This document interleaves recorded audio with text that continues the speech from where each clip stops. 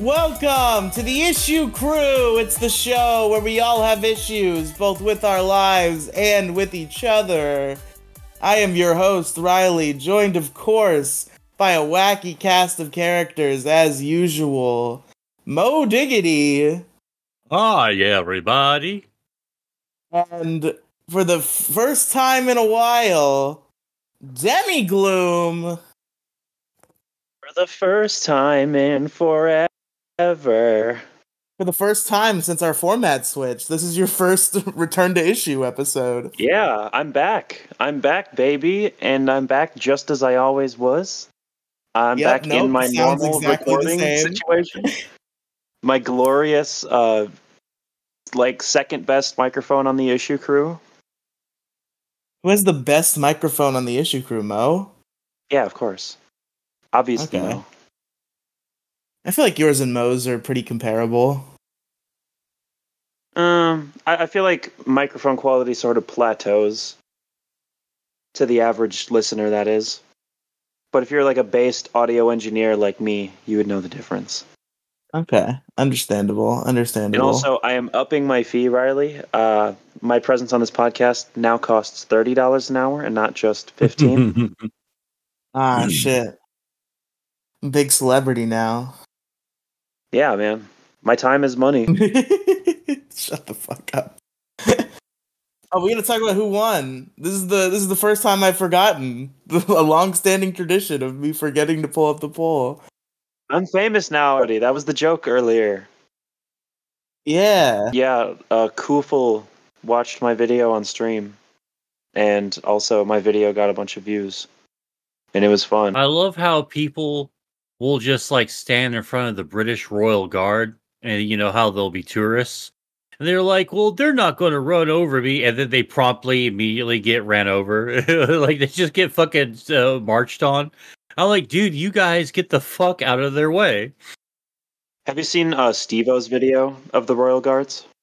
No, I haven't. So you can't really fuck with the Royal Guards. But what he did was he put a camera up, and he just waited for one of them to scratch their balls. He wanted to see how the Royal Guards itch their balls. It was really funny. All right, folks, I've got the results. We only got one vote this week. The issues were canceled video game hype, unexpected downtime, shitty employers, and bad quality sodas, and also weirdos who talk to you at the bus stop. I'm so used to listing 4 issues that I got through 4, and I'm like, wait a minute, there's one more. And I had to stumble into it. And the winner with the one and only vote on the week, weirdos who talk to you at the bus stop. Congratulations, Kathy. Hey, yay! That's a really good issue. I would have voted for that if I listened to the episode, but I didn't for a very particular reason. For a very particular reason. Single reason. One single reason. The reason has a name. And his name is Mo Diggity. No. That's nonsense. If I would have known Kathy was actually on, I would have listened. I would have skipped to her part. She was on for 7 minutes at the end. Yeah, she kind of came suddenly onto the show. And so we were like, oh, okay, yeah, what's up? I think we're either going to have to change our date or let Kathy go. Because it seems like she has a weekly Bible study on Monday nights. That's unfortunate. Yeah. She's my favorite host of this show. Sorry, hostess. I didn't mean to misgender her. You could be a girl and be a host. Not at Red Robin, you can't. Yeah, not at Red Robin, but in terms of a show, even when women host a show, they're the host. Hostess is very particularly applied to. Coined by American writer Seth MacFarlane, a joke is a literary device. Coined by Seth MacFarlane. Real quick, there's something weird about this voting that I have to get off my chest. I feel weird about it, even though it's totally valid and fine based on the rules we set for voting. But yes, that one vote was me. Okay. Oh my god! Listen, it's been a long-standing rule, Mo Diggity, that if you're not on an episode, you're allowed to vote. And I was not on the episode for that very rare occasion. And I voted. Okay. Riley's saying this as if like this has always been accepted, but me and him argued about this like 2 weeks ago. We didn't argue about it. I just forgot that was the rule. Because you were like, am I allowed to vote? And I was like, did we say that before? And you were like, yeah. And I was like, okay. You were like, I'm pretty sure you were like, no, you can't vote. And I was like, yes, I can. Yeah, something like that. But no, we established the best rule. You brought it in and you're like, so we got one. Let me check we got one vote. Wow. Well, I didn't know if we had gotten more votes since I voted. Congratulations to the person who I chose to win single-handedly. Yes, it was me. I am the puppet master. But I heard, when I just saw the issue name, I thought it was going to be like a fucking antisocial ass issue where she was going to be like, if anybody talks to me in public ever, awful, terrible. But she was very specific about like crazy homeless people and like catcallers, and I was like, yeah, I feel that. Not the second thing, but the first thing for sure. You're not against catcalling? No. I'm saying I have not been catcalled. I'm saying I don't relate to that part. Oh, I thought you were like, well, I think it's a little ridiculous to complain about being catcalled, but... No, I said it was relatable, and then I listed those two things, and I was like, wait a minute, I haven't been catcalled, but the first thing's relatable. A lot of crazy homeless people out there talk to you, and it'd be fucked up. They talk about how we live in a simulation. That I'm willing to entertain, but like when people are just like... Actually, you want to know of something really funny somebody said on the bus? What? Who's actually on the bus? This guy was kind of like looking at me throughout my entire bus ride, and I just kind of like shook my head. I was like, "Okay, dude." Like he was clearly trying to get me to talk to him. And then when I got at my stop, and then I started walking to the bus door. He like stopped me. He said, "Hey," and I looked back, and there was like a dramatic pause, and he gave me like the upwards nod, and he just said, "Smoke weed." And then I got off the bus. Yeah. He was just like, hey man, smoke weed. Like, that was his message to the youth. Fuck yes. What a hero. I was like 16.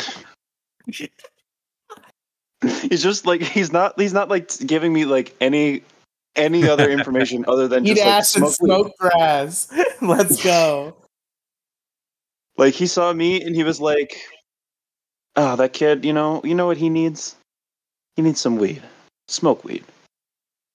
Maybe he saw you were like bumming. You were in one of your depression modes, and he could see it in your eyes. And he was like, "Hey, smoke weed."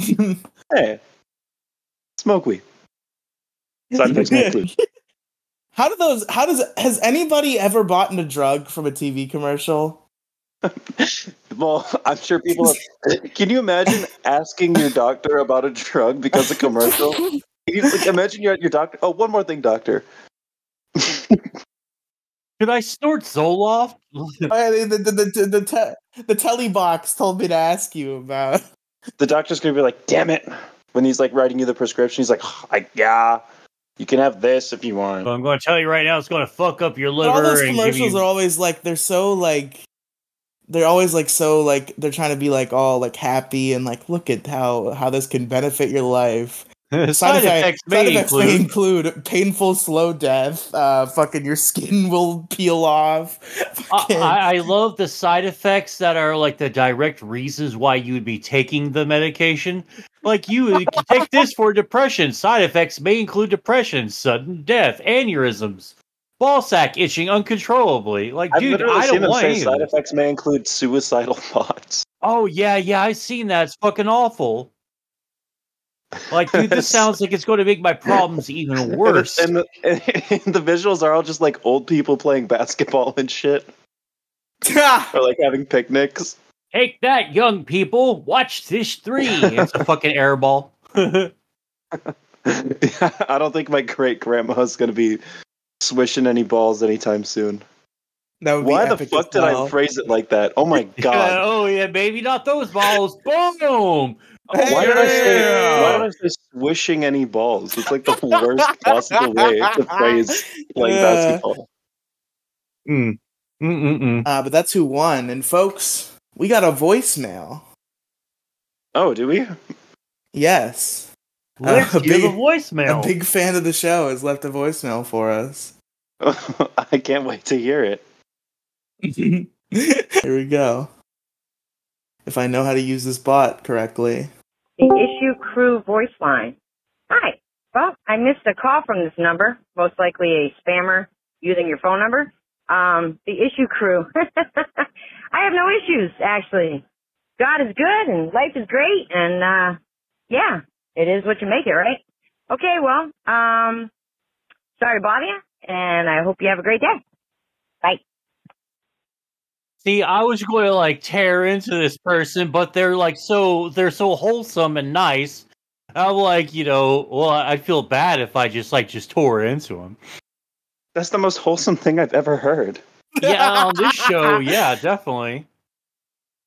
And she didn't even it wasn't even prompted. She was like, "Oh well, God is great and everything's good. I have no issues." Like, oh, okay.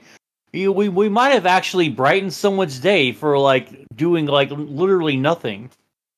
So because she realized it was some voicemail line for some dumb show of or hotline of some sort about issues.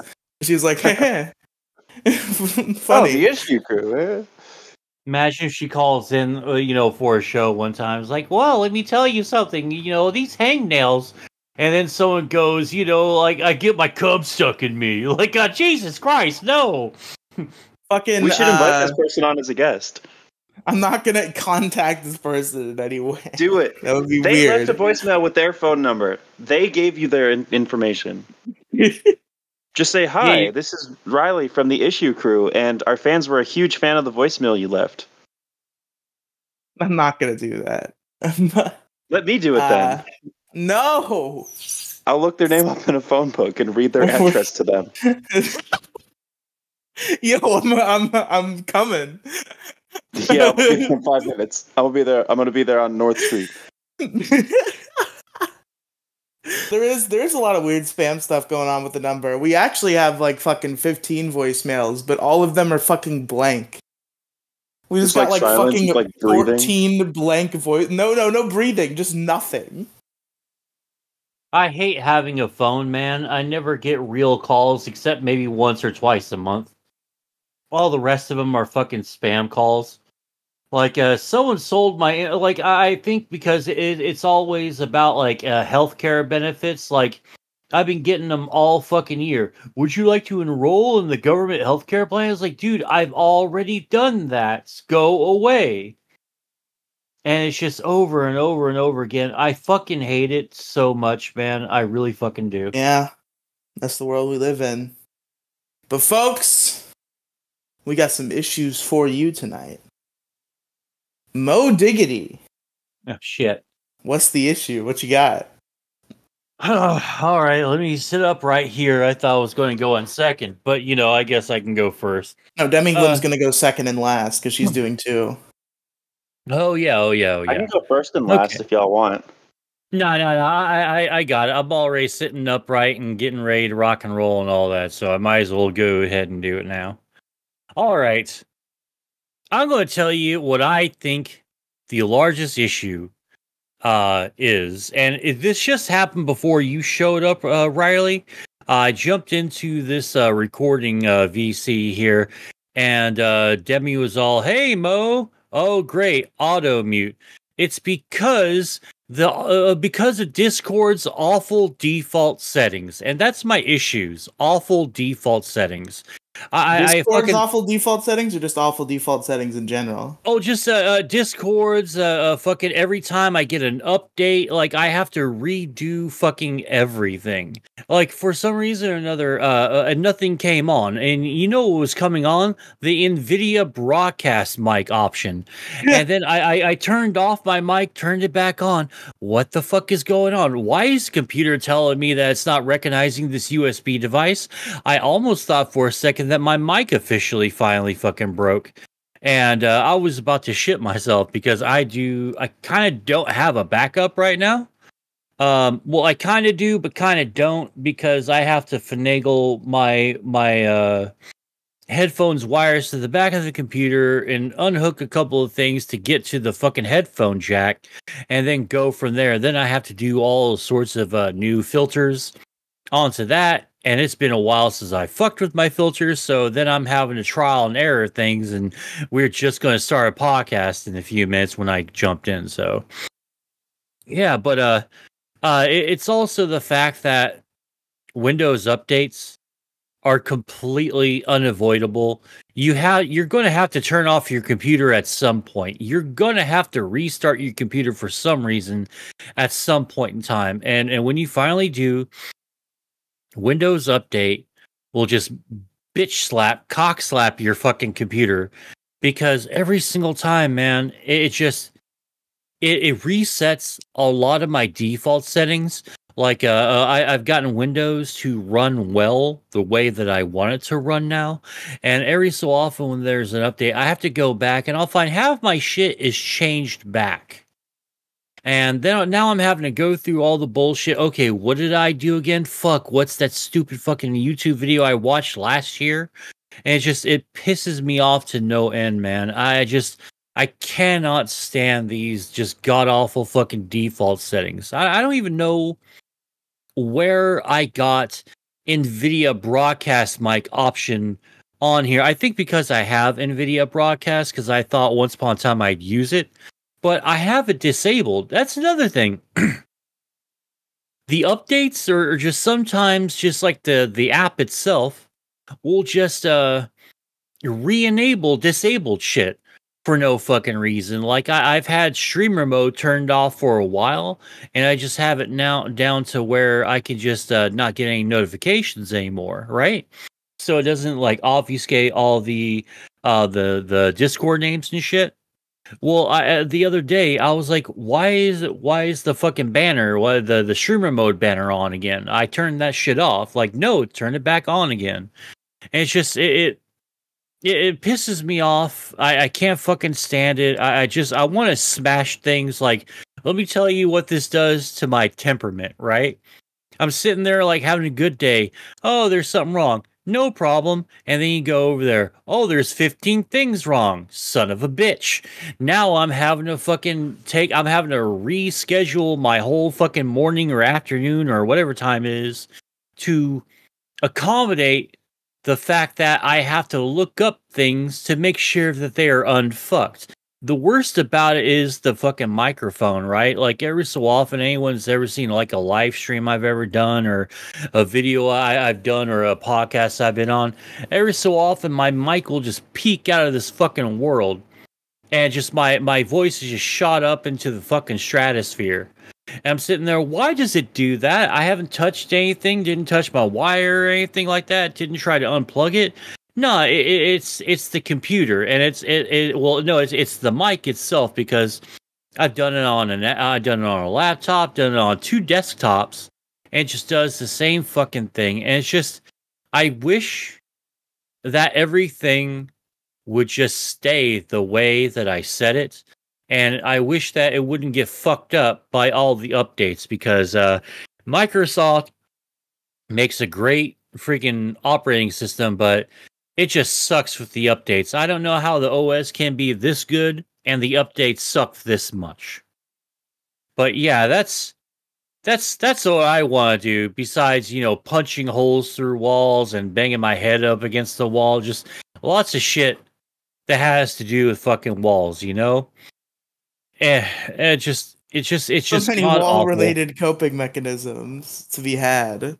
Oh, yeah, and when I was having problems playing Diablo 4, one of the reasons why I don't like Diablo 4 anymore is because it forces you to play online, and every once in a while, if you are in the vicinity, I don't have exactly anything per se to back this up. I'm just saying that this keeps happening. Whenever I'm in the vicinity of a console player, or if I'm like playing like a dungeon with the console player, the fucking game automatically ticks on crossplay. will do fine for the dungeon. As soon as you get outside to the fucking open world, it's just rubber banding. It just fucking drives me absolutely insane. And then it turns out if you go in there and you go to the option like, hey, let me go ahead and click this off. You have to be in the main menu to click this off. Why do I have to go to the main menu and click this fucking thing off? Let me do it in game. Like literally any other fucking game lets me do. Destiny lets me toggle crossplay on and off. Fucking Fortnite lets me toggle crossplay on and off. And so I don't understand why this, AAA of AAA fucking industry, fucking Titans, Activision Blizzard, can't seem to just allow me to just toggle crossplay on and off and other such fucking things. But you get what I'm saying. Just goddamn. Anyone else have any of these problems or issues, with this? Like anyone can feel what I'm feeling? I agree for sure. A lot of programs have shitty default settings. I just can't think of a whole lot of examples. Well, I wish I couldn't think of like so many freaking examples. It's just aggravating. Like, I don't know why people just it's sometimes it just drives me nuts because it's all like tiny little quality of life things. Like, okay, well, we made it to where now you can green text in your replies. Bad news is it'll crash your fucking it'll crash your window browser every 5 to 6 times you try to do it. Like, why? Why did you guys not sort of anticipate this? You figure that maybe did you QI this? Like QA or QA this shit? Did you fucking check this out? Like, are you listening to the people that are saying, hey, our shit's fucking crashing. I lost a lot of info because I keep like a million fucking tabs open at all times, and I try not to, but I do. And it drives me nuts because like I'm at the point where like, okay, I will get high probably and forget about this. And so I'm just going to have a tab open. I'm also going to bookmark it.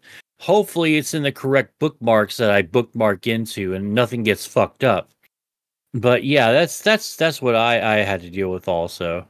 Is that shit too. I hate the updates for fucking browsers, man. Just chill. Stop trying to fight ad blockers. Just let it go. Just give up. Yeah, just give up. Like YouTube is not having a good time right now with the anti-ad blocking bullshit that it's trying to pull on it. Or like, first off, it's not working. Ad blockers just adapted slightly. Like, they went right, they just went slightly left, and then boom, that fucked up their whole fucking shebang. So ad blockers are winning the war, and people aren't buying fucking YouTube Premium, which I have YouTube Premium. It's totally worth it. It's like it's one YouTube of the, Premium is an amazing service, and the people who shit on it are wrong. Yeah, it's kind of like it's the one of the only like one or two like things that I'll actually have auto renewed. Like I used to have my Amazon Prime fucking auto renewed, but everyone and their mother has turn the Amazon auto Prime. renew off for that shit. Yeah. Oh. Yeah, you just can't. You turn off the auto renew, or you just cancel before renews, or if it's a couple of days and you haven't like watched Prime or anything with that, you can also go, hey, I'm not going to use Amazon Prime this month. I'll come back later. Like I just got a refund a couple of days ago on my $15 or $16.35 that I owed. That I was supposed to sub to Amazon Prime with. I'm like, no, don't need it right now, so I'm good. And World of Warcraft, their people are really good at doing that too. It's like, hey, I'm not going to play it this month. Can I have my money back, please? Sure, it'll be a couple of business days, but it'll come back on. All right. But yeah, that's pretty much my issue. My issue that I'm encountering right now. It's just drive me absolutely fucking up the wall, man. Can't fucking stand it. Wish everything would just work without so much clutter and so much of a clusterfuck. But until we really just start like putting multiple microchips in our brains and shit, and we have heads up displays, which I'm seeing like some of the technology that we have for glasses. We basically have the technology to do fucking glasses, shades that have HUDs already on them. And I want one so fucking bad. I want it so bad. Like my dream before I die is to have like a heads up display. Fucking like contraption. Like I don't care if it's a fucking like a matrix fucking plug into my brain or like a microchip or like a fucking the Elon Musk brain chip, whatever he's doing. But you don't get but everyone don't get the first couple iterations of the brain chip because those fucking heads are going to explode out in public. They're like, "Hey, can I have a soy latte fill?" It turns out soy or latte. It's the sound of a head exploding. Yeah, that's head explosions graphics. Just all over fucking a Starbucks or something because apparently... bro, I'm there day one. I don't care about the risk, bro. Listen, all I want out of the brain chip, Elon, if you want my brain data, if you want to steal all of my precious thoughts, the only thing I need out of the brain chip, I've said this before, so I don't know why I'm doing all the build up. I just need the ability to listen to podcasts in my brain, and very important, it has shut off your emotions. No, not shut off my emotions. Well, I mean that might be good too. But listen to podcasts in my brain and have them automatically pause when somebody talks to me and play again when they're done.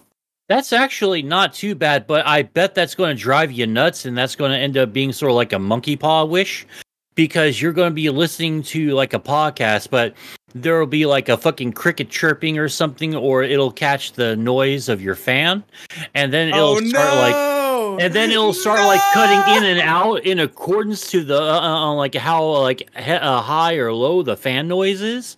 So you're going to be and it's going to be like fucking listening to Vietnam choppers and trying to listen to the radio. It's just imagine like Fortunate Son by Creedence or something. And it's like, it's just going to drive you absolutely insane. This is why you don't get the first few iterations. Wait a few years and then get it after all the bugs are worked out. I have a tangent real quick. This is shit I saw commercials for 10 years ago that I always forget still exists. But I just saw an ad for it on Facebook. You remember fucking Gamefly? Yeah, I love Gamefly. Gamefly was great. It was one of the first companies to ever try to attempt to stream games. That's how I got to play Beyond Good and Evil. Wait, did Gamefly do a cloud gaming thing? Yeah, they tried. They failed at it because cloud gaming just wasn't there at the time. But they're one of the pioneers that really, really tried it. And it was a valiant attempt. It was good for a while. It's just that American internet sucks out loud. And, it's not so bad compared to 2000, from 2011 to 2013, I think, is when this was happening with them. Yeah, the progression of cloud gaming is really interesting because I got PS Now like a few years ago and it was so awful that I was like, okay, so cloud gaming is just bad and will never work then. But I just so happened to out of nowhere, because it was offered to me because I have Amazon Prime, I got a free trial for Amazon Luna, which is Amazon's cloud gaming service, and that shit actually worked really well. Luna? I've never even heard of that. Yeah, it's Amazon's cloud gaming service. Are there any good games on there? It has the whole No More Heroes series, so I think Jason will agree that it has something. Yeah, he really, really wants me to stream those games. He's putting his opinion that nobody asked for on the screen right now. A couple other cool games. Like, it has Mega Man 11. I don't remember what all it has, but there were a couple cool things. Oh, it had Ukulele. Ukulele. It just sounds like it looks like a kid's game. Isn't that like a kid's game that everyone lost their shit over a few years ago? Did people not like it? It was just like, it was a game that was supposed to be like a spiritual successor to Banjo-Kazooie. Like a bunch of people who worked on Banjo-Kazooie made Yooka-Laylee. No, well, it doesn't matter. None of that shit matters, to be honest. It seems pretty cool to me. It seems like it was kind of mixed. A lot of people really liked it. A lot of people thought it was disappointing. I'll probably play it at some point. I played like a couple hours of it on Luna, and it was pretty good so far. But I'm thinking GameFly is like super affordable. You also get a whole month free trial that you can cancel if you want to. I think I might get GameFly. Oh my God.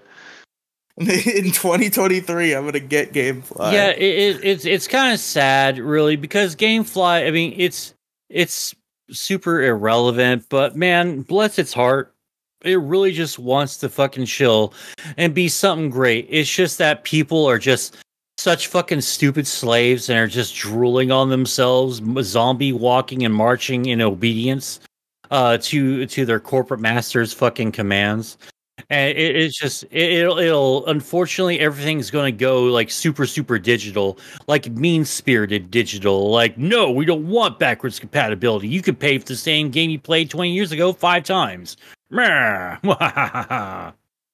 It seems like a pretty amazing service, actually. Like looking at like what it is, because like the standard, I guess if you wanted more than one game at a time, it's a little bit more of a pocket sink. But if you just go with the like one game at a time swap out service, it's only $18 a month. And then you could just like play whatever games you want. And also they have like, you can like buy games from them if you decide you want to keep them after you rent them, and they're all discounted from their retail price. Yeah, I'm seeing that they have Fortnite here. That game is like, tough to get. I don't know who all has Fortnite on GameFly? So, yeah, no, on Prime Gaming. I'm sorry. Yeah, on Luna. Yeah, they do have Fortnite on Luna. I saw that. Oh, Luna has Fortnite? Bro. Well, golly, I don't need my PS5 anymore. Well, if you ever wanted to play Fortnite on your fucking Amazon Fire TV without a game console, now you can. I'm sure it runs very smoothly. Yeah, I'm sure there's no issues at all. Yeah, so who else wants to go next? It's Demigloom's turn. Demi, lay an issue on us. All right, boys. Look, I'm going to tell this story again on another podcast and on another podcast. So, I'm going to make it a little different each time. I'm going to lie about my experience. No, just kidding. This is the red version of the story. Stay tuned for the blue and the yellow version. Yeah. My issue is Mo Diggity's Twitter likes. No, just kidding. My issue is debating Ben Shapiro. I was about to say, what the hell did I do? I've been unfollowing so many fucking people trying to clean up the Twitter likes and all our Twitter stuff, and like what did I like now? Fuck. VTuber porn. I don't like VTuber porn. I like the one fucking thing. And I've been like, oh my god, VTuber porn addict. Like, oh, come on. You heard it here, folks. Mo Diggity only liked VTuber porn one time on Twitter. No, I liked one fucking VTuber porn thing. I don't even think it was that pornographic. It was pretty pornographic. No, it wasn't. It was fucking melody in a fucking thong. Like your tits weren't even out. I remember. Yeah. I remember that one. I mean, it was lewdy, but it wasn't too lewd. Okay, but it's VTuber porn though. I mean, I don't know. Basically, I guess. I mean, like. Anyway, okay. So you had Ben Shapiro. Ben Shapiro. Talk about Ben Shapiro. So, Ben Shapiro came to the University of Wisconsin in Madison. I attended this event. I listened to his speech where he conflated Palestine and Hamas for about 30 minutes. Just said, just like blatantly racist shit about Palestinians. And that was the focus of the event. The title of the event was literally called, I believe, Stop Apologizing About the Superiority of Western Values. Yeah, some weird shit. But what do you expect from a Ben Shapiro debate? It was ironic that they did like a whole big speech at the beginning. They were like, "Oh my God, we're so proud. Conservatives are being heard on campus. On campus, conservatives are tired of being silenced." And they're really this like whole like conservatism on campus thing, which is what the Young America's Foundation is focused on, right? Promoting conservatism and college spaces and the quote unquote safety of conservative thought in the universities. But 90%, maybe not 90%, but like a pretty big fraction of the people that attended this event were not college students, but they were like boomers. Not literal boomers, like Gen Xers and millennials who are definitely not in college right now. And I found that part a little bit funny. We were in line for a long time, and it wasn't. I'm just gonna say, as somebody who doesn't like Ben Shapiro, sitting there and listening to Ben Shapiro talk wasn't exactly the best experience. I thought you were going to throw us a curveball and say, "Wasn't that bad?" When one funny thing, some lady some lady gave a little like speech on behalf of the university that basically was like, "We're legally required to let conservatives speak here, so fuck you, don't start a riot." The funniest part was when they like lifted the curtain, everyone thought it was going to be Ben Shapiro, and it was just this woman. And like people were like, "Yeah!" and I just screamed, "Ben!" and then me and my friends what did the made a bunch woman of do? jokes. She didn't care. I don't know if I don't think she heard anyone screaming Ben, but we were just me and my friends were cracking jokes throughout it. I was like, I am factually on estrogen to prove that I am not a biological woman, in spite of whatever medical interference I have. Funny jokes. My wife does not get wet. And my wife hasn't had an orgasm in 15 years. I was tempted to go up to that Q&A panel and ask him why him and his wife sleep in different bedrooms, but I decided to not do that. Why don't you stay out of my fucking life? I attended this event with my best friends, Felonious Ferris, also known as the co-host of Middle School... Excuse me, I have the hiccups again. Also known as the co-host of Middle School GSA, along with my other non-binary best friend, Squeebo the Last. And it was pretty fun, gotta say. I ended up going up to the Q&A panel, because of course I did. That's why I went there. I wanted to take my one shot, my one opportunity. And you took I walked it. up You didn't there. let it slip. I didn't let it slip. So I go up to the Q&A panel, and Ben makes a comment that sounds like a joke. He's like, "I'll be happy to answer your questions," to end his speech. And he's like, "And as always, if you disagree, go to the front of the line." And everyone laughed. And I go to the back of the line, because of course you go to the back of the line. And a lady was walking by everybody, and she was saying, "Do you disagree? Do you have a question that disagrees with Ben?" And everyone's like, "No." "Do you have a question that disagrees with Ben?" And I was like, "Oh, fuck. They're going to cue me to the front." Like, I thought I had like a good like 10, 20 minutes before I had to confront Ben Shapiro. I'm like gathering myself. But she asks me, "Do you disagree? Do you have a question that disagrees with Ben?" And I reluctantly was like, "Yeah, I do have a question that disagrees." And she was like, "Okay, what are you going to ask him?"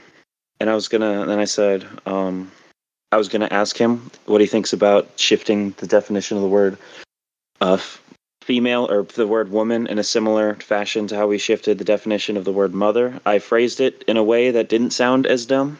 I don't remember how I phrased it. But she was like, "Okay, we're going to bring you to the front." And she made me cut the entire line, and I was like, "Oh, shit." I was like the second or third. Here we go. I was like the second or third person to ask Ben a question. And, well, you can go watch my debate. You can either, look up, this is all just an ad, by the way. Go to the YouTube channel Demigloom. And my latest video is called "Trans Woman Owns Ben Shapiro on Gender." You can watch that. I've uploaded the clip, the full segment from the original live stream, so it's the full context and everything. But you can also watch it, if you want to watch it, on Ben Shapiro's YouTube channel, called Ben. I think it's called like Ben Shapiro debates pro-trans student or whatever. But I will say that one was deceptively edited. Just not super deceptively edited, but they cut out some key shit and it made me look stupid. Basically, it made me look dumber than I sounded. Oh, that's fucking lame. That's what they always do. That's what the whole point of it is. But I'm going into this absolutely petrified, but also kind of starstruck. It's this really weird obsession that we have. It's almost like, you know how like when you watch a movie, you kind of like the villain. Yeah. Like not even in like a sympathy for the villain kind of way, or but like when you watch Star Wars, right? You're like, Darth Vader's pretty fucking badass, right? Like, he's a badass villain, or just like, maybe not even that he's badass, but necessarily, but just that like, this is a cool story. This is an important part of the story, is this bad guy. And I've started to realize that's kind of how I feel about these fucking like conservative commentators who are comically evil, is that they're kind of just cool, like, not cool necessarily, but like bad guys that I kind of like. I kind of like the fact that they exist because they're really funny. They create interesting, compelling discourse. But this is by no means me endorsing them or saying that they're a necessary evil or anything.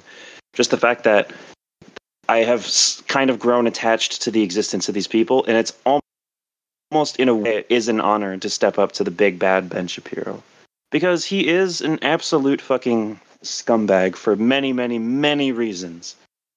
But the one that I feel the most qualified to talk about is his disgusting transphobia, his absolute insistence that trans people remain in the closet, do not have access to life-saving healthcare, and just overall are miserable. Pretty complacent, to say the least, in the absolute mistreatment of trans people, the abuse and mistreatment of trans people all across the world. Anyways, I go up to ask him a question. I believe I say something along the lines of, "Hello, Ben. The word mother once exclusively described a woman in relation to her biological offspring, but has since shifted to account for adoption, leaving us with a more social and less biological outlook on motherhood. My question for you is why we can't do the same thing with gender. Why are you so protective of like words like woman and their biological basis when there's clear precedent for similar shifts in language, like with the word woman?" I kind of made it wordy. Maybe wordy's not the right word, but Pretentious, overly intellectual. I wouldn't say overly intellectual. Sounds like too. Like, sounds like I'm calling myself too smart. But like, what I did was I phrased it like you would want to phrase it in Ben Shapiro's way. You know what I mean? I spoke his language. Let's say, hypothetically. Let's. You should have led with that. That was your mistake. No. I was thinking about shitposting through the whole thing. I was trying to convince Squeebo to go up and just totally shitpost. I was like, just go up and say like, ask him what he thinks about like Skibbity Toilet or something. Just some like absolute nonsense. Because like, can you like? I'm surprised nobody's done that yet. Can you imagine how insane it would be like if you just like went up to like you're just like, "Hello, Ben." You're like super formal at first, and you go, "It's my style. It's ridiculous. Skibbity bop bop bop. Yes." Or just say like, No, Ben. My question for you is: have you ever played Undertale before? That's what I want to know, Mr. Shapiro. Do you think Skibbity Toilet is better pre or post introduction of the TV woman? Because I personally think the series got a lot more pretentiously artsy after the introduction of shallow characters like the TV woman. Just like say some stupid shit like that. That'd be really funny. But Ben Shapiro, how do you feel about Nyan Cat? Ben Shapiro, have you heard of the Issue Crew? My biggest mistake was not saying, "Hello, my name is Demigloom," or just "Hello, my name is Demi." Thank you for leaving a voicemail on my podcast. Yeah. I just walk up to there and say, "Hello, everybody. Welcome back to Middle School GSA. I'm joined here with Ben Shapiro." Wow. and then just upload that as an audio episode? I asked him that question, and to make a very long story short, and by a long story I mean paragraphs of totally meaningless jargon, Ben Shapiro just kind of was just like, well, biologically, a man cannot be a woman. You're using the word female and applying it to males, so you are wrong. You are not a woman. He made a joke about me not reproducing. That was really funny. He was like, when I asked why affirming transgender identity is a threat to biology, he was like, well, it's not a threat to biology. We're going to continue to reproduce. He's like, well, some of us will continue to reproduce. And he made like this like fucking smirk, and he was like, no implication made. I was like, wow, okay. That was really funny. Yeah. Pretty funny. Pretty fucking funny. That was king shit. But anytime, here's the biggest problem. The largest issue, sorry. I was about to say. Anytime I made a good point, he said like, and forgive me, I'm just going by memory here, but he said something along the lines of, calling adoptive mothers is not offensive because people are not offended by acknowledging the existence of biological mothers. And then I brought up the point of, well, if you're saying that it's okay, so if you're saying that calling adoptive mothers is okay, it's okay to ditch, or I guess extend the initial biological definition of motherhood to include adoptive mothers because we have the distinction. Why is it bad to extend our understanding of womanhood to include trans women in a similar fashion to how we include adoptive mothers, if we also draw the distinction between cis and trans women? But before I could even make that, he knew I was making that point, and he just interrupted me and was like, what is a woman? What is a woman? Mothers cannot be males. Matt Walsh, There's this bizarre notion that I think he kind of alluded to in the debate. I still can't tell. I can't tell if he was alluding to it to try to make me look dumber. But the Young America's Foundation made a tweet. They tweeted out an out of context clip of the debate, and they said transgender student claims that the word mother can include men, which I did not say at all. I never made the argument that the word mother could include men. Although I might make that argument. I'm sure there's an appropriate context for calling a man a mother. But anyways, perhaps like if somebody was a trans man, but like they were already somebody's mother and they felt attached to that title. Yeah, something like that. Or if like the mothership identified as a male. Yeah. But yeah, basically this is what Ben Shapiro does. You ask him a really good question, okay? He goes on an unrelated political rant. And basically what he does to make it seem kind of like he's responding to your prompt is he just like takes keywords that you used and just uses those in his rant and then calls you stupid. Like he doesn't actually respond to your argument. And if you start to make a good argument, he interrupts you and intercepts your argument by berating you with questions or like more nonsense. So anytime I was leading to something that would have made him look dumb, if he responded to, there were, like I said, bringing up the changing motherhood and changing womanhood as far as language is concerned. I think that's a really fucking good example that would make him look like a hypocrite. If he were to acknowledge that we can use language that transcends its initial biological definitions, he is a hypocrite. You absolutely are a hypocrite if you say that we cannot change the definition of words that have a biological meaning to them, or I guess have a biological basis in their definition, and also affirm the idea of adoptive mothers being mothers. It is absolutely hypocritical. And he understood that I was making this point, and he cut me off anytime I was asserting that point, and instead chose to direct the conversation somewhere where he felt like he could make me look dumber, and shifted it to the what is a woman question, which I think I answered correctly, but I didn't answer in a great way for him to respond. So I think this is where I fell off. So he asked you what a woman was. What did you say?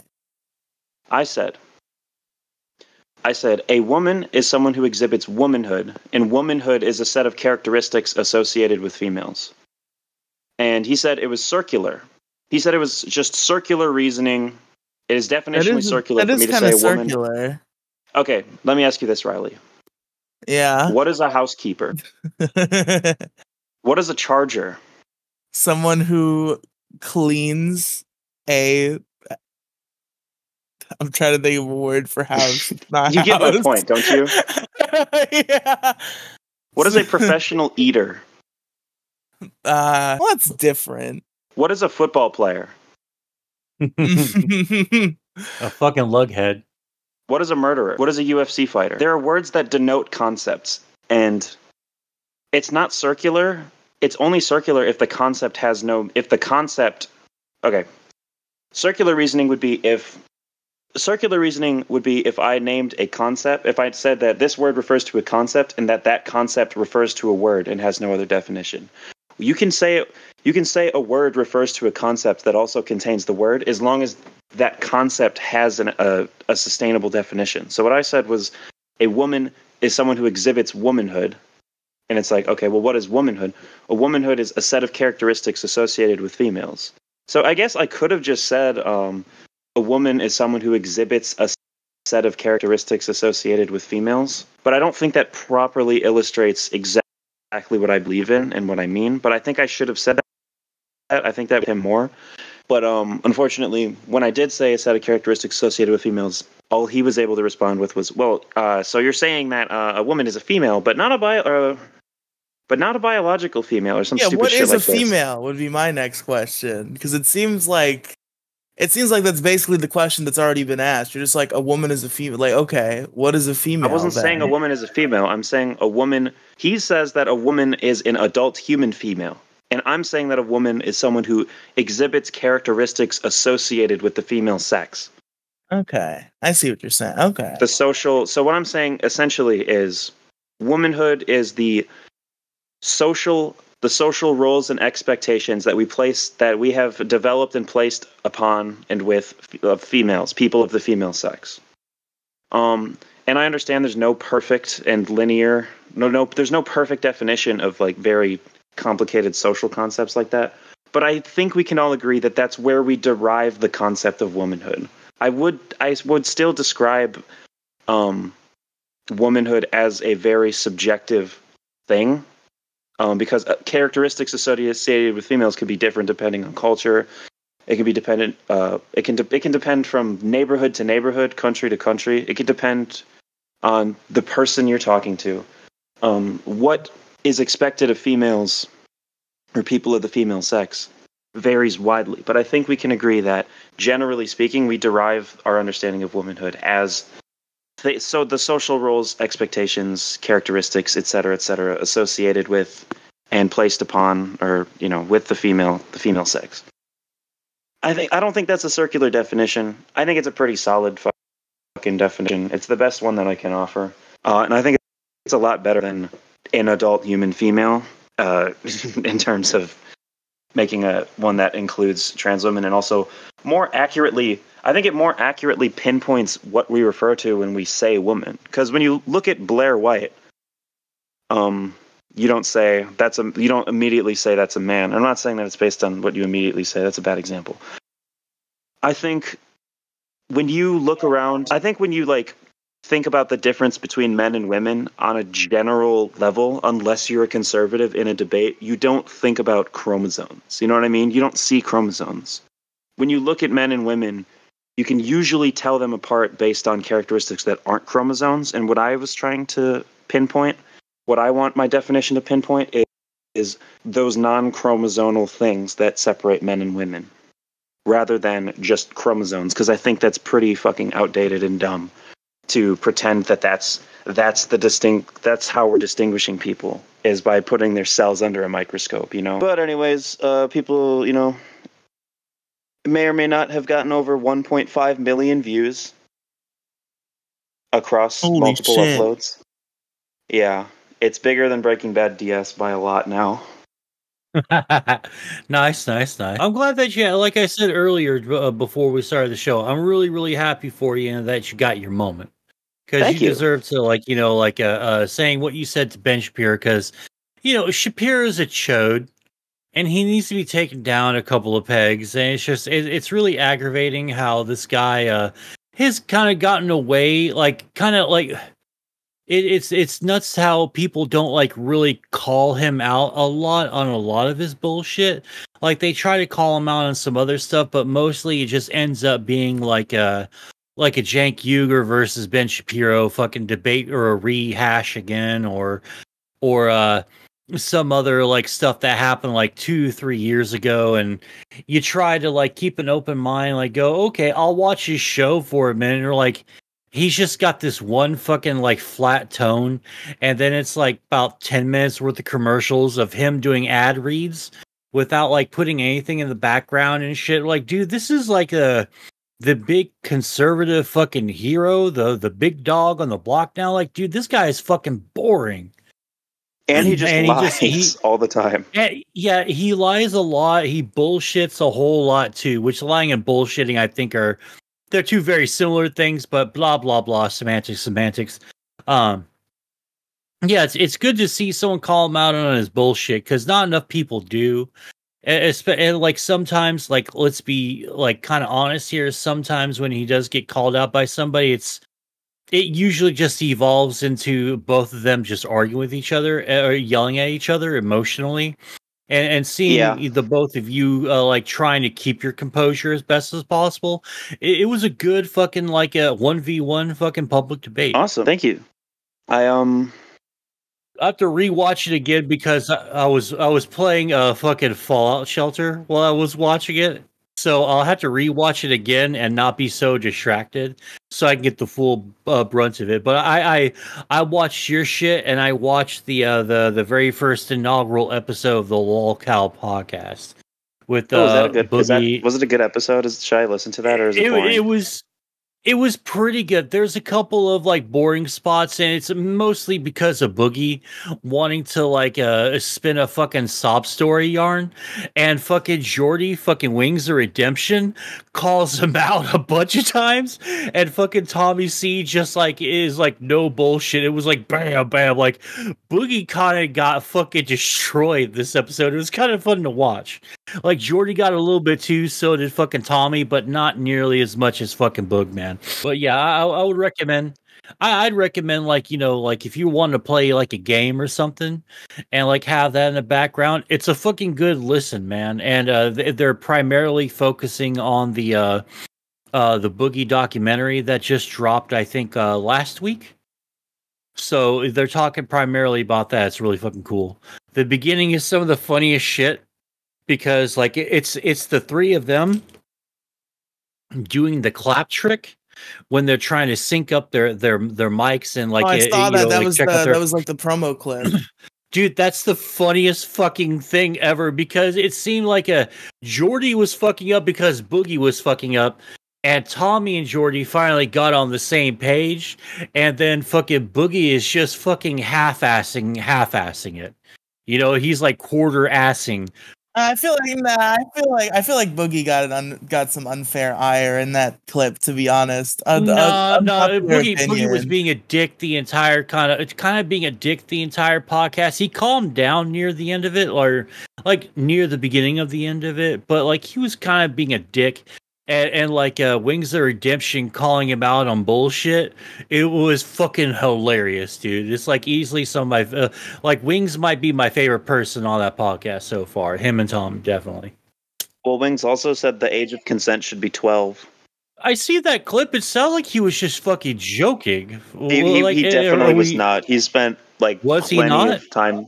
He spent a lot of time justifying it and then rolling back on it.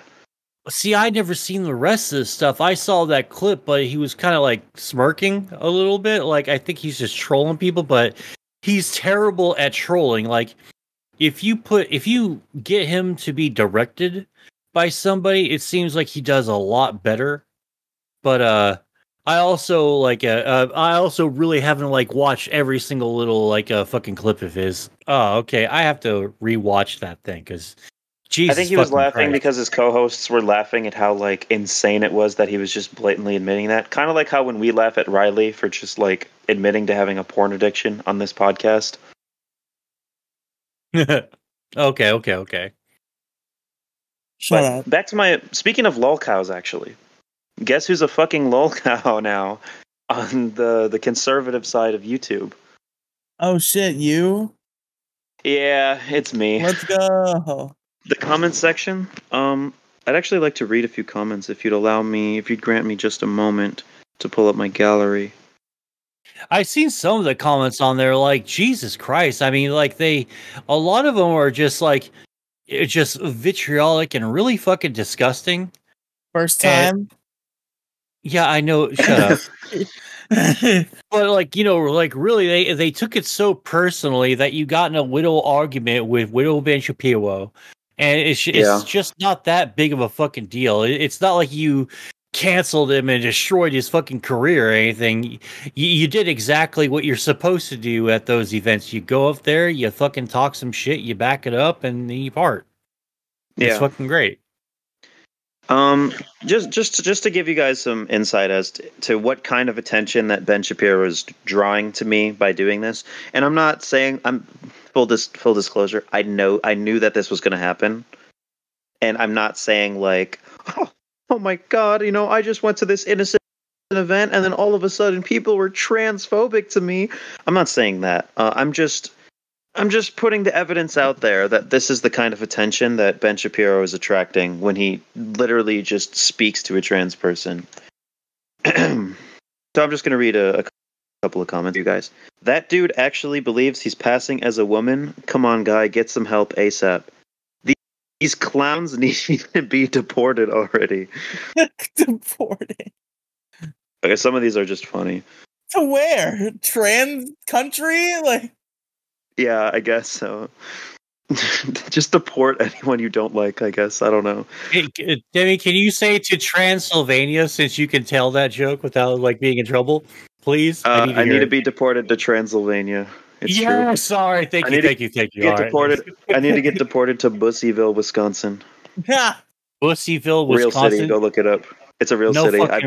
I've driven through it. It's just like a bumfuck hick town. Oh yeah. Fucking Bussyville. Oh, there's a Bussyville. Bumfuck Kentucky. is right. You know what I'm saying, boys? Hey. There's and they have a Bussyville car show too. Wow.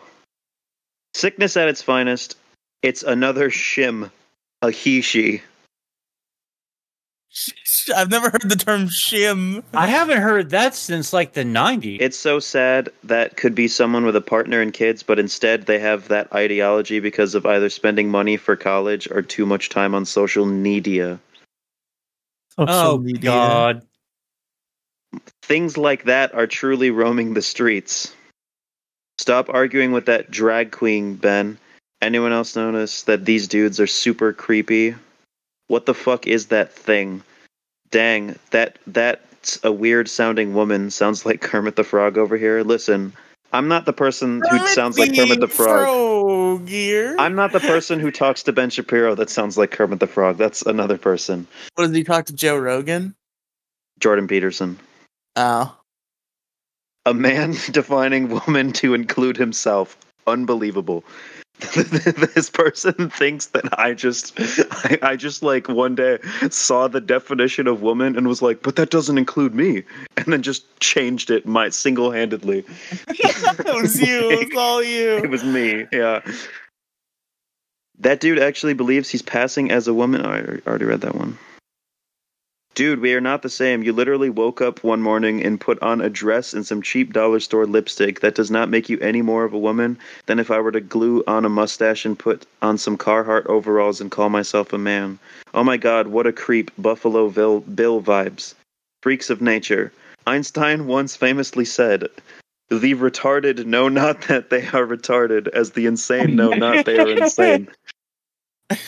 Wow. Inspirational. That poor man thinks he actually exhibits anything about being a woman. All I see is a male playing dress up and once again mocking women.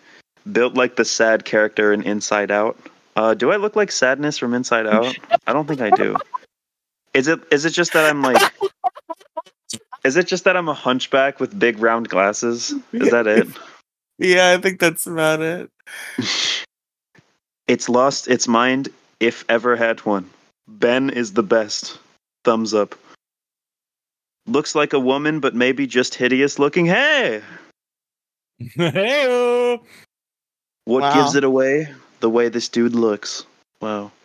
Well, this guy doesn't have any female characteristics except for his costume he's wearing. Putting on a dress and makeup does not make you a woman. I'm not wearing a dress and makeup. This is another thing. So many people were like, oh my god, that dress that she's wearing is so hideous. You're I'm wearing not fucking Demi Bear merch. Like, I'm wearing Gloomy Bear merch. Did you say Demi Bear? yeah, I fucked up. Wrong part of Demigloom. E-Bear. Yeah, I'm wearing a fucking hood. I'm very obviously wearing a long hoodie. It's not a dress. It's very stupid. One guy said she's hot. True. So true. I apologize on behalf of Gen X. This is all our faults. Back in the day, some of the nightclubs had ladies' night where women didn't have to pay to get in, but the cover charge was like $15. So to save money, I think he's trying to say Gen X, but it autocorrects to Gen Exercise. He said, so to save money, we Gen Exercise would occasionally dress up like a woman to go to the bar to get in for free. We did it as a joke. Now it's a way of life. So this guy thinks that like transgenderism originates from his, like, he thinks his friend group started transgenderism by dressing up as women to get into bars for cheap or for free on ladies' nights. I did this. It's my fault. No. This is all my fault. Ah. Someone said, what the fuck is that? All he wants is to invade changing rooms, be in the bathrooms and showers to creep on women. I'll let you know that I never use women's restrooms, ever. I only use men's rooms. And if you were to put a gun to my head and say, you know, if there were fucking turrets that shot down trans women at women's restrooms and I had no hope of ever stepping foot inside of a woman's space like that, I would still be trans. It has nothing to do with wanting to get into those restrooms. Someone said, I think we need a trans season, ... And I think they're referring to, like, you know, duck season, rabbit season. Much like a duck season or a rabbit season. Yeah. Holy shit, it's like if a mop escaped the janitor's closet and began to grow some arms and legs. That's pretty good. I do want to say something. On the YouTube Shorts and Instagram Reels uploads, they added a filter to my camera that made me look like greasy and slimy, and I didn't look like that in the original upload. I looked. Don't get me wrong. I didn't. My hair didn't look great that day. I looked kind of. I looked a little sloppy. But they put on like a shitty filter that made me look greasy and gross, and everybody was like, "Oh!" It's so funny. It's so fucking funny. But yeah, it's got about 1.5 million views across platforms, and there were countless comments like the ones I read. And you know, I'd like to ask Ben, you know, in a non-debate setting, I'd love to hear Ben Shapiro's earnest response to: do you condemn the disgusting, barbaric harassment? Or I guess maybe it's not harassment, but I guess bullying basically that goes on in your comment sections when you debate trans people. Because this is vile. These are things Ben Shapiro would never say publicly. Ben Shapiro wouldn't say those things about my appearance, although he was fine with the saying I'd never reproduce. But I digress. Do you guys have any questions about the experience? Any things you want to ask me post fame Demigloom? How does it feel to be like, you know, the next big thing? Where I guess maybe where do you see your career going after all this? Do you need like a manager or anything like that? I don't see myself going. I don't. To be perfectly honest with you guys, I did get some attention to my YouTube channel. I did argue in some comments, and people checked out my YouTube channel. And I will say I won't tell the whole story, but Keffels reacted to my debate on a live stream. 2 nights? Was it last? I think it was last night. Yeah, Keffels reacted to my debate last night, and she gave it a very positive review. Her chat absolutely loved it, and Keffels retweeted me and followed me on Twitter, and I got a lot of positive attention. I also got a lot of positive attention on my upload of the debate from self-promoting in other people's Discord servers. Like other leftist Discord servers. I've gotten a lot of positive feedback, but not even close to the amount of negative feedback, obviously, because I don't have that. I can't get that many views on my own platform. But I don't see myself. I don't see this as like the sustainable, like a sustainable like boost. You know what I mean? I see this as more of like, I got a couple million views on Ben Shapiro's platform. I got a couple thousand views. Spoke to Keffels. She reacted to mine on stream. I feel like the amount of growth that I've gotten will stick around. But I don't see it continuing to skyrocket like forever. I don't see this as like a lasting asset. I think by the time that this all blows over, my prediction is that I will have I have 398 subscribers right now. I think I'll have around 500 subscribers by the time this all ends, and I'll have grown just a teeny tiny bit from debating Ben Shapiro, and then I'll continue to grow a teeny tiny bit, again and again and again, and hopefully make something out of myself one day. If not, I'll just keep having fun. Hell yeah. What day does Issue comes out on Saturday, so fuck it, I'll just say it. Keffels invited me to come onto her stream this weekend. Since I don't have my laptop, I'm unsure if I'll be able to scramble together a recording situation. I'll make it happen. Fuck it. I can't miss this opportunity. I'll talk to Keffels. I'll be talking to Keffels on stream, so long as she doesn't cancel. So yeah, that should hopefully help too. Hell yeah. Okay, so Riley, do you have anything you want to add to that, or do you want to go ahead and go with your issue? I mean, I can't really think of any questions I have. It wasn't like super long. Like it was super cool that you did it. I guess I just can't think of any clarifying questions I'd want to ask. So unless you have any final things to say, Demigloom, I'll just go ahead and go into my issue. Sure, go right in. My issue, I'm going to keep it short and sweet because it's getting pretty late and I almost fell asleep 5 minutes ago. But this is an issue I think that has irked us all in a great deep way. I think this is one that all can relate to. My issue is having to piss at the movie theater. Oh, fuck you. Bro. Specifically, because the thing about movie theaters is the movie theater experience is something I greatly value. Like seeing movies at the movie theater is super cool. I like going to the movies. It's a nice activity. But the one thing that you can never escape is the human compulsion to piss. And when you if you aren't pissing, like let's say the movie's 2 hours, if there's a 2 hour block where you don't have to piss, that means you're not drinking enough fluid. Yeah, and you have to like it is unhealthy to not have to piss. You're supposed to piss every 30 minutes, but nobody actually does. But definitely in 2 hours. So anyone who's going to say this is not an issue or just piss before, if you frequently go 2 hours without pissing, or let's just say if you can set aside any 2 hour block and just be able to guarantee that you won't be able to piss, that means you're not drinking enough and you should probably drink a lot more fluids.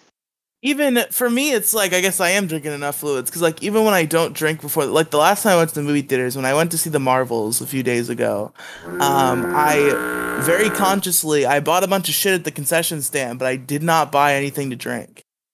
So on purpose, so I didn't have to piss during the movie, and I was still holding in piss for the last half hour of the movie. I have a quick fix idea. Okay. I think you didn't. Well, okay, what's the funny quick fix for this? I don't know, piss in a bottle or something. What's the real quick fix? You seem to have a real idea. They just make the seats half seat, half toilet. You could just shit and piss during the movie. They should put an intermission in the film. Yes, that's what I was about to say. Just fucking put in a little fucking bathroom break. Yeah, that would be nice. I don't think that's too much to ask. Would that ruin? I feel like I could definitely see that people having the legitimate concern of that ruining the movie, though. I could totally see it. Well, no, fuck drive-in theaters used to have intermissions all the time. There used to be intermissions for movies all the time, but then all of a sudden people just stopped doing that. So they stopped doing intermissions. we could have definitely used like some intermissions during some of those shitty Marvel movies. Like, hey, Yeah, can I fucking go and Endgame piss? is like 4 hours long. You're supposed to not piss during that. They could have put a good movie instead of having the Marvels in there. All sorts of Fuck stuff. you. But anyway, I'm just kidding. I haven't seen the Marvels yet. I don't even care if I do or never see the Marvels. It's kind of whatever to me. I really liked it.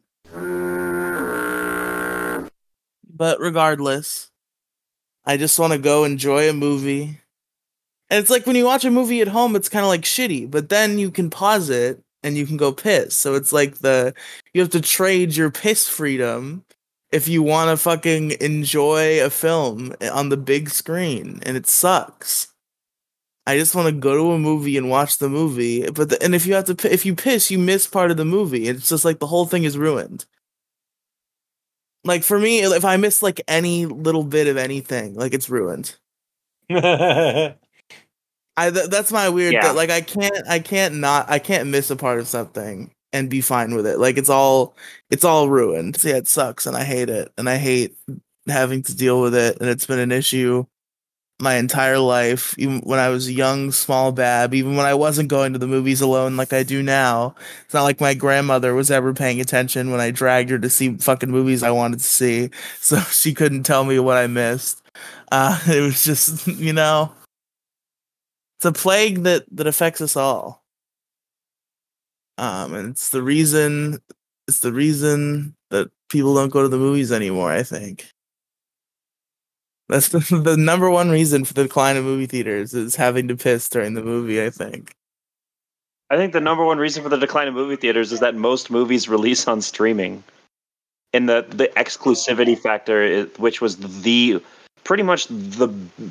the biggest reason why people went to movie theaters, is gone. Because that's what you do. Oh, the movie's only in theaters. It's only in theaters, so I gotta go to see it in the theater. And it's a way of tricking you into paying for a better experience that you will enjoy and probably not regret having paid for. Unless you buy snacks. Yeah. I didn't know the FNAF movie was out on streaming, and if I did know it was out on streaming, I probably would have just watched it when it came out. But I did go to the movie theater, and I gotta say, going to the movie theater with Squeebo and Felonious Ferris, I don't regret the experience at all. I guess also I didn't pay for it, but I mean I paid for like $15 in snacks that I wouldn't have afforded if I paid for a ticket. So basically, I don't regret spending the money to see it in the theater. But I feel like it's one of those things where I don't think I ever regret going to the movie theater. I'm always happy to go to the movie theater, but it's when I'm not there and I'm presented with the option. It doesn't always sound appealing to me. I don't know why. Yeah, because you want to see the movie, and then you're like, but what if I have to piss, though? Yeah. I'd rather just watch it at home, so I can piss when I need to. I wish there were more movie theme nights. That way I can go to a theater again and want to go instead of like thinking to myself, well, do I have to choose between any of these movies? They don't look very good. And I would love to have like a Hobbit night or something, or like an LOTR sort of night, or Star Wars night, or something silly like a Star Trek Or a movie good night. That would be movie. great. Yeah, like a bunch of good movies. Or Yeah, a good movie, which would be different than all the things that you just said. No, Power I'm Rangers pretty night. sure that everything I just said was great. Yeah. You know what would be fucking awesome? What? That was in perfect unison. Neither of you guys heard it in perfect unison because there's a delay. But I, the unbiased, heard you guys say "what" in perfect unison, like a cartoon. It was beautiful. Listeners are gonna love that. Just rent out the fucking movie theater space. Rent out the theater. Oh yeah. Let's send the price from $12 to fucking $1,200. No. But you get to do whatever the fuck you want on that TV. Have you not fantasized about this your entire life? Have you not spent your entire... I used to work at this place called Alamo Draft House, and it's in Houston, Texas, in West Oaks Mall. That was the one I used to work at, and we used to be like, this is one of the cool perks, right? is if a movie comes out and there's enough people that want to watch it, we'll do a fucking special midnight showing the night that we get the fucking movie, because the projectionist is up there setting the movie up already, and we need to do a couple of runs anyway, just before, I guess, mechanical continuity or whatever have you. And so I've watched like a million fucking movies, and I've chilled and played fucking Crash Team Racing on one of the smaller big movie theater screens. It's fucking amazing. Fuck Fucking yeah. amazing. Bro, playing a video game on a movie theater screen? That's what I was gonna say. That's what I was gonna bring up.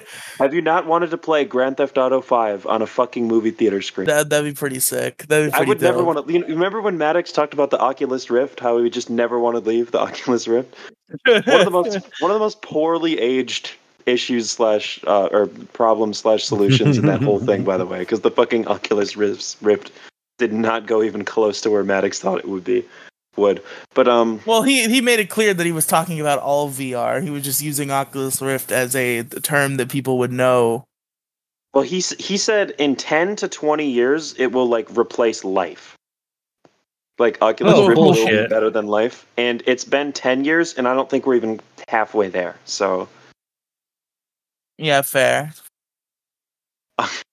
But like, I feel like playing Grand Theft Auto 5 in a movie theater, dude, that's got to be better than life. Yeah. If I could pick like if I could just have my like computer, right? Or let's just say like I have a gaming PC, right? But it's all hooked up to a fucking movie theater TV. I would never leave ever. It is kind of awesome. I would yell fire in that crowded theater just so everyone could leave, and then hook my shit up. Hell yeah. That was a horrible joke. The worst thing about movie theaters is that they're so fucking insistent that you can't scream fire when they're crowded, specifically when they're crowded. If they're not crowded, you can scream fire. It's such a big rule. It's such a big rule that you can't yell fire in a crowded theater that they added it to the fucking Constitution. I could have yelled fire when I saw Clifford the Big Red Dog, and it was literally just me, Alexis, and Dakota alone in the theater. And there was a fire on screen? Yeah, we should have yelled fire when there was a fire on screen. Clifford the Big Red Dog is one of those franchises that I kind of just forgot existed until I was reminded like a couple years ago. I definitely saw the cartoon a lot as a kid. The live action movie I did too. was I watched the shit of it. I read all the books. I watched the cartoon. I was obsessed with Clifford. And I just kind of forgot about it one day. I was too old when the cartoon came out, but I read the shit out of the books when I was a little kid. I forgot about so many things that I just remembered more recently. Like Max and Ruby. Max and Ruby. Ruby and Max. Fucking Charlie. You remember Charlie and Lola? That I rediscovered recently. I saw it like on Twitter, and I was like, "Holy shit!" That's one of the. Nobody remembered it. Like nobody remembers it until someone brings it up, and then everyone's like, "Oh fuck." I forgot about Martha Speaks for a while, but then I had my my Martha Speaks phase at the age of 17. Well, the Martha Speaks was a meme briefly at that time, so. Oh, was she? Yeah, there were a lot of memes. There was the Martha was an average dog meme. Famous. I don't remember that meme. I remember I changed my profile picture to Martha Speaks with the lesbian flag behind it. Hell yeah. Which was really funny. Bring that back. Top tier Demigloom profile picture. I think. Listen, I was a different. Can we person do the Demigloom profile picture tier list? Dude, I've never kept track of them. Damn. I've probably had well over 300 profile pictures, and like 5 of them I remember, and 2 of them were drawn by Rebel. I need to get a new Rebel PFP. Shout out to Rebel. Honestly, yeah. But yeah, man, I just want to watch movies and not have to piss during them. And that's my issue. And you should all vote it up because you know it's happened to you before. You know it's relatable. You know it's an awful thing. So I should win this episode. Is basically what I'm saying. No, you should vote for debating Ben Shapiro. No. I don't know. I think my issue is pretty cool too. You know, I have a pretty good shot at winning. I think. Are you going to let me bring in my other issue, Riley, or are we going to cut me off? No, you can bring in your issue. Go ahead. Fast food prices. Yo, That's my issue. That's a good issue. That's a fucking issue. There's just an understanding, an unspoken rule that that different fast food establishments have different quality standards and, different price ranges, Sometimes you don't have Wendy's money, but you've got McDonald's money. You know what I'm saying? Yeah. Yeah. You have money for an entry-level fast food burger that's going to get the job done. It's not going to be the best. It's not going to be the fanciest. But at the end of the day, you've got $13, and you want to take, you got two people, $13, and you're fucking hungry, and you want some greasy slop to slither down your fucking throat. McDonald's has got you covered. Or they did at one point. Because you see, McDonald's is like just as expensive now. Like to get a decent meal. It's like just as expensive as fucking Arby's, as fucking Wendy's, as fucking Culver's. It's like barely cheaper and sometimes the same price. It's complete fucking bullshit that fries are like $5. It's like $5 for a fucking large fry now at McDonald's. What the hell happened to this? What the fuck has our world come to? Like, why? Like, there's no reason to go to McDonald's. The only reason I find myself going to McDonald's is because it's usually all that's there. Wherever I'm at. It's the second worst it's the second worst of like the standard fast food places. Like, and when I say the standard, at least in my area, you got McDonald's, Burger King, Culver's, and Wendy's, right? Those are the big ones that are everywhere. Yeah. They got all the other ones scattered around. There's only like one per city. You know what I mean? Sure. But like, there's like 3 fucking McDonald's in my city. Like they're everywhere. Like they're guaranteed. They're like ATMs. You can guarantee access to a McDonald's. You can guarantee access to a McDonald's and then something else, whatever that something else may be. And I'm not going to dox myself, or dox the area that I find myself getting fast food in a lot. But let's just say that something else isn't something that I want to eat. But McDonald's, why is McDonald's the same price as fucking Wendy's? Same price as fucking Popeyes. Same price as these much better places. You know what's fucking weird? What? Like the cheapest fast food place now. It used to be like one of the most expensive, but now what I've noticed in my fast food adventures, the cheapest, like the cheapest place to get like the most like food bang for your buck, it seems nowadays, is fucking KFC. Yeah. That shit is hella cheap. Even down here, because we don't have we don't have a lot of the big fast food problems other than the destruction of our dollar menus everywhere except Taco Bell. We don't have like the high fast food prices, but I have noticed that in comparison to the other chains, chicken restaurants seem to be like doing much better and are slightly cheaper. Well, chicken's always going to be cheaper than beef, generally speaking. But like KFC specifically, like, buying chicken wings, and you live in Florida. When you're buying like a bucket of fucking fried chicken, that's usually, you'd expect that to be more expensive than a burger, right? But it's not always the case. But you can get like a 4-piece combo that comes with a side and like a drink for like $12. Yeah. Oh, I can get that here for $8. Well, fuck you, Mo Diggity. I like living in Texas, man. It's fucking great. Like there are advantages during economic hard times living in an oil-rich state. Like at least we get like some comfort. We get some cushioning. Not much, but some. And our prices do tend to go down real quick, and like pretty much everywhere that tends to inflate like ridiculously. Like Congress back in like 2006 were like, yeah, we're going to put all these big tobacco people out of jail. And I'm like, yeah, have fun with that.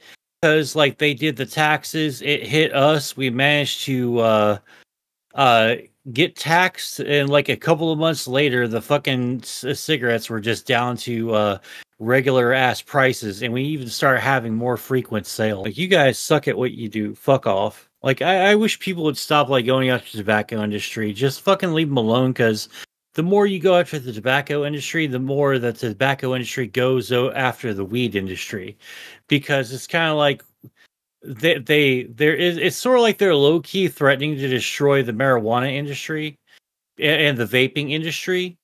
If they're not allowed to exist. So it was like, no, dude, I need cigarettes and weed. Not all the time, just like sometimes. Just don't fuck around. I got off track there. I apologize. I have one fucking clown that I want to make fun of right now. And it's fucking Burger King. Fuck Burger King. Fuck Burger King. Their Whoppers are great. No, they're not. No, You're a I fucking think the Southern Whopper's man. really... You love your Whopper, I get it. But the rest of us don't like fucking dry ass burgers that they like punt. They literally like punch down. They fucking smash that shit, man. They like they put that shit in a sauna for like 4 hours. You cannot tell me Burger King burgers aren't fucking dry as hell. Well, no, I always just ask for like condiments on mine. I've never really had a problem with the dryness of the burger. You don't understand dryness, Mo Diggity. You probably have sex in the shower and think that that's how it works. Mo Diggity. I don't even know what the hell that was supposed to happen there. I was going to say the rest of the burgers kind of suck, but the Whopper is great. Oh man, the fucking gross. It's dry, man. It's dry. Like it doesn't matter if you put condiments on it. Like the substance, the actual ingredients are dry as hell. And the biggest problem with Burger King is that they think they're a fucking prestigious ass fast food restaurant. Because if you want a Burger King, if you want like a large meal at Burger King, which a man of my size needs to feel even remotely fulfilled, you need $15, dude. $15 for a fucking a large fast food meal, which isn't even that fucking large, dude. A Burger King large fry is like not that fucking big at all. I remember I swear to God that large fries have gotten smaller like in my lifetime. I don't know if that's actually true. Maybe I've probably gotten bigger. But like a large fry is like even compared to other places, like at Burger King, a large fry is fucking small, man. It's a disgrace that you need $15 for a large meal at Burger King, when their food is disgusting. It's of lower. I can't believe I'm saying this, but lower general quality than McDonald's, Burger King, and they're more expensive. It's just an absolute injustice, and I feel horrible for anybody who's in a situation where Burger King is their only option. Because if you're stuck with Burger King, you're stuck. Man, 2007, 2008 Burger King was like the best. 2007 to 2010 was like the absolute best time to eat Burger King, because they had like a giant fucking menu, tons of fucking burgers that were on the fucking dollar menu. We had dollar menu. And it was a good time. The Lord of the Rings the Hobbit movies were just coming out, so they had Hobbit themed cups. I lost the one I had, so I's a sad mo. And their onion rings have always, I think, been really good, but not as good as fucking Whataburger's onion rings though. I want a strawberry milkshake now. I haven't had one in a while. I haven't had a lot of good strawberry milkshakes, but if you have a really good one, it's really fucking good. Oh yeah, it's absolutely fantastic. Like it used to be I would just go to Sonic for like a milkshake, because it used to be they let you mix your milkshakes. So mine was ours, me and my mom's was always strawberry, chocolate syrup, and banana chunks. And those were just so fucking good. And banana milkshakes themselves with chocolate in them, and like Actually, I think just chocolate and then like chocolate syrup is fucking delicious, man. We talk about Sonic. Sonic is not that good. I think it's still good. It just depends on what Sonic you have, unfortunately. Yeah. Their food's kind of overpriced and kind of shitty. Kind of dry, like Burger King. It's kind of just, I don't know, man. Like I fast think food. maybe you might just have some shitty restaurants in your area because we don't do dry. I mean, we don't have dry burgers here. Riley, aren't Burger King burgers dry as fuck? Uh-oh, did he fall asleep? Riley. Riley. Hello. I was muted. Hi. Okay. Did I fall asleep? Because you were talking about something that wasn't me, and then you suddenly were like, Riley. You were dead silent for a minute. Oh, okay. Maybe I was just muted then. I just had a very jarring shift in perspective. How do you not know if you were awake or not a second ago? Because sometimes you just follow. If you like doze off for like a couple minutes and then somebody wakes you up, you don't quite remember. Yeah, but you realize that you woke up. Okay, Riley, aren't Burger King burgers dry as fuck? Yes, they're dog shit. Yeah. Wouldn't you say that dryness particularly is a word to describe Burger King burgers? I would ascribe the term dry to a Burger King burger. And Burger King specifically, more so than other like shitty burgers, right? Like McDonald's has shitty burgers, but that shit isn't dry. It's like the perfect balance of like greasy and not liquid, you know? Yeah, They're nice and moist. They're yummy. Nice moist boigas. Now, would you also describe Sonic burgers as kind of dry? I never had a burger at Sonic. Oh. Well, I think your burgers are kind of dry. I've had Sonic literally once, and I had a chili dog. Chili dogs are bomb as fuck. I had a chili dog at Sonic once, and it was pretty good. But why the fuck would you go to a restaurant and get a hot dog? Well, nah, man. Like the foot-long chili cheese coney, it's really fucking good.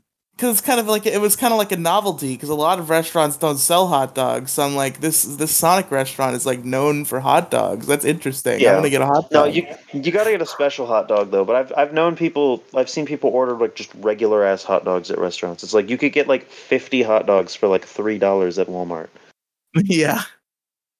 Like hot dogs they're just like an infinite resource. Infinite hot dog glitch.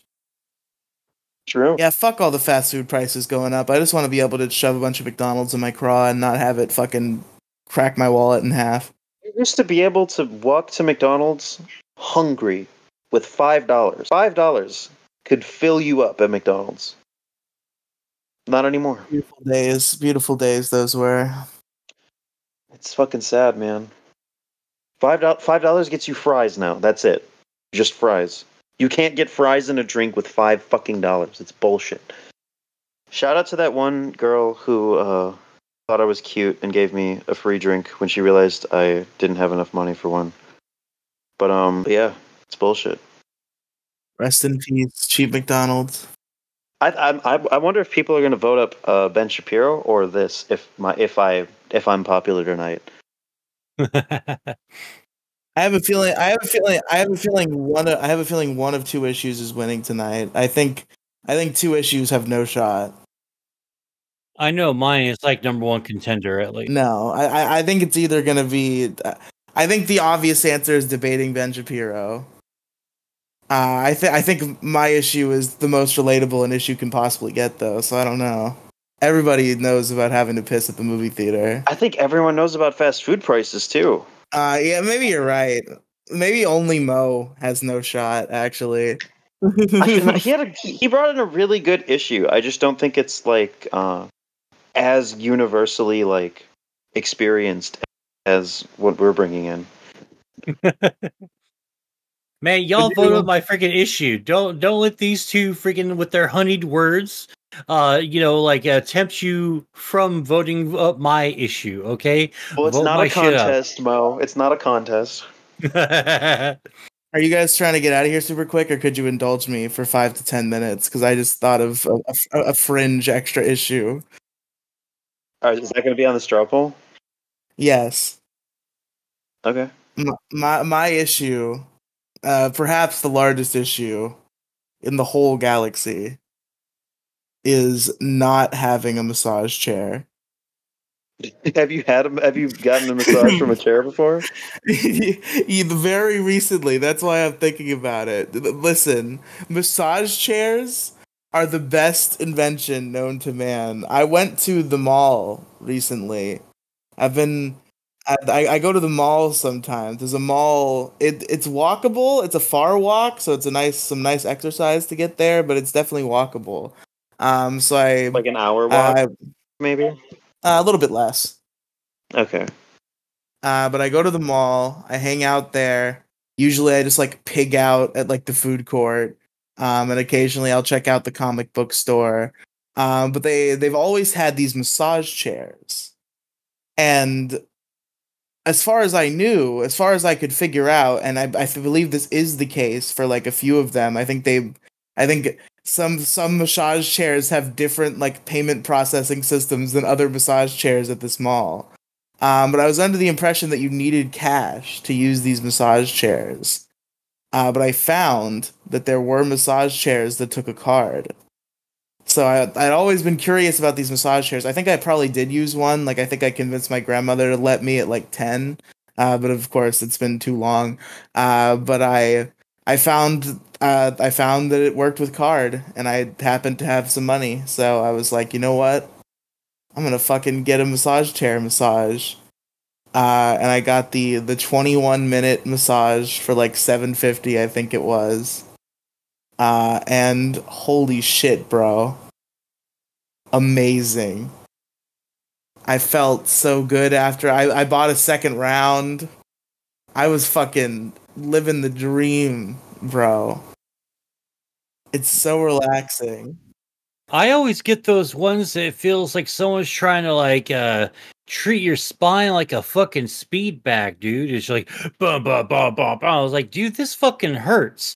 Let's try the fucking legs one. And then the legs one's like, yeah, the leg one's just like they grip too hard because I have some big fucking calves, right? That was the only part that hurt a little bit for me. Like I think all the stuff that was going on in my back was all the right like thing. Like even when it was like pounding on my back, it wasn't doing it hard enough to hurt. But it also had like a leg part, and that did squeeze hard enough to hurt a couple times. Yeah, I'm not big on massage chairs, unfortunately. Nah, bro. It changed my life. I was rejuvenated. I could have fucking taken on the world at that moment. How much does that massage chair cost? It cost $7.50 for 21 minutes. No, how much does like if you wanted to buy one for your house? Oh God, probably like hundreds, thousands, maybe thousands. Yeah, probably like 3,000. There should be a right. Every American should get a massage chair. Yeah, it's my constitutional right to have a massage chair. Imagine the morale boost if every person had easy access to a massage chair. Government mandated massage chairs? Yes, bro. I just looked up massage chair. The first result is $12,000. Holy shit! That's probably like the super turbo epic massage chair with like 1,000 settings, though. That shit will cure cancer. Okay, it looks like they have. Is there a massage chair that like will shoot a little robot hand out and give you a happy ending? Well, that's the one massage thing that a robot can't do. So I know. Better get what if there was a massage chair that like lulled you in like the middle in like in a 15-minute like say massage, right? And then you're like, oh man, this feels so good, and you have your eyes closed. All of a sudden, it detects that you're so relaxed, you're not paying attention. So in between your legs pops out this like little mechanical hand with the fucking wooden like little mini wooden paddle, and just whap whap whap, just fucking whacks your dick and fucking shoots back up into the fucking chair. You're like, son of a fucking bitch. And then like you're trying to like get over it, and then like 5 minutes later, bam, hits your fucking ball sack. It just assaults your dick and balls, man. but it's a good massage overall. Other than ball that, torture chair. Nah, but like I fucking melted into that chair, bro. The fucking marvels of technology. It hit me in all the right spots, and I was fucking. I became Superman at that.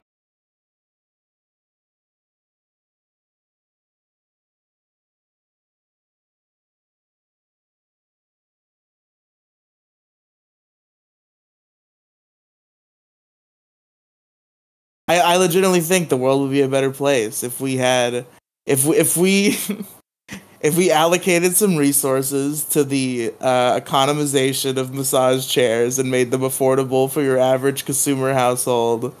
I think the world would be a lot better. Yeah? Can you imagine? Fuck you. You realized you weren't gonna win, and you brought in massage chairs. That's not true. I don't think this issue's gonna win. I don't think not having a massage chair is any better than. Vote it down.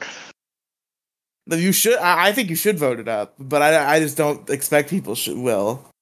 But if I you don't want to think most surprise people. me, I don't know if most people even have tried massage chairs. I've never tried one in my life. You've never been on next one? time I go to my mall, should I go to my local mall and try a massage chair? Yes, you definitely Alright, I'll should do do that. All right, folks. Thank you for listening to the Issue Crew. Demigloom, where can our listeners find you? I have a cool YouTube channel called Demigloom, where our Wow. listeners can find me. And also, I have a podcast called Middle School GSA.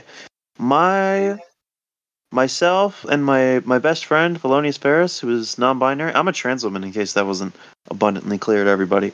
But I'm a trans woman. My best friend, Felonious Paris, is a non-binary person, and we cover LGBTQ plus topics and other topics from an LGBTQ plus perspective. And it's fucking awesome. Go check out Middle School GSA. Look it up on YouTube, Spotify, Apple Podcasts, or your favorite podcast platform of choice. Good show. Everyone loves it. Good show. Definitely a show that still happens. Fuck you. Yeah, We might record something tomorrow, but that's a huge might. sure. We're gonna try to do something at Squeevo's house. I should ask Ferris right now if they're down. All right, Mo, where can they find you?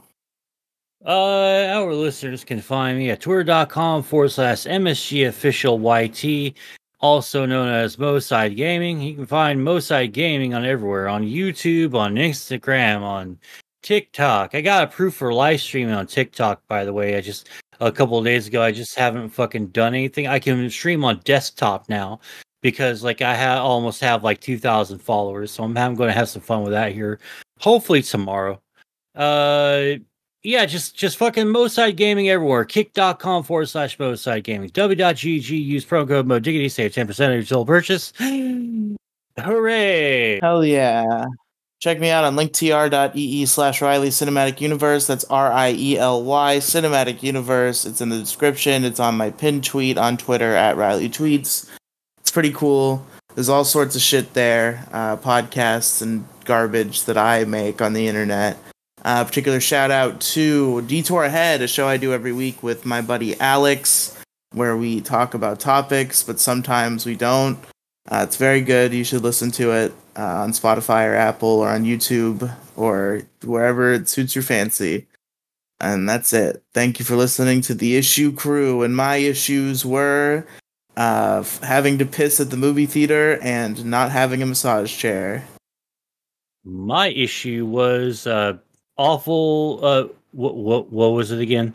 Awful default shit. settings. Awful default settings. Yes, I just saw that right here. Yes, awful default settings. I totally didn't forget the name of my issue. My issues were debating Ben Shapiro. That's not a relatable issue. True, but it's an issue with fame and fortune attached to it. Yeah. The issue is more so Ben Shapiro's debate tactics, how he debates, the consequences of him debating. But I brought in debating Ben Shapiro to tell my story. So vote that one up because we all know that one's gonna win. But and also fast food prices. And thank you all for listening.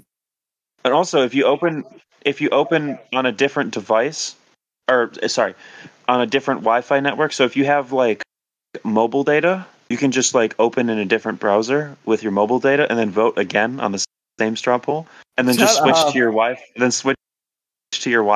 then go to your friend's house, and then open another browser. Or just another like incognito tab.